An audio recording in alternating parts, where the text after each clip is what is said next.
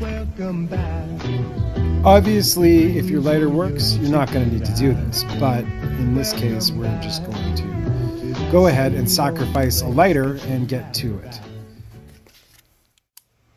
So I could have just used my knife here, but we're playing end of the world survival type scenario, so we're going to go ahead and break off the little guard that sits around the top of the lighter where the flames come out, and use that to scratch away at the lighter.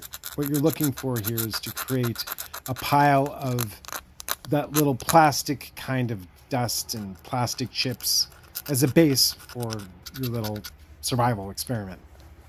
This can take quite a while, and honestly I cheated, but let's pretend I didn't and fast forward in time here to our base pile.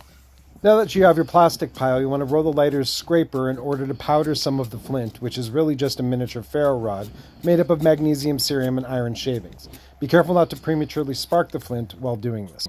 Once you have a fairly significant pile of flint shavings, you're going to want to roll hard on the cylinder, spark that up, and the plastic will burn on its own here. I moved a little bit quick, but that's that. So stay tuned for that bonus footage.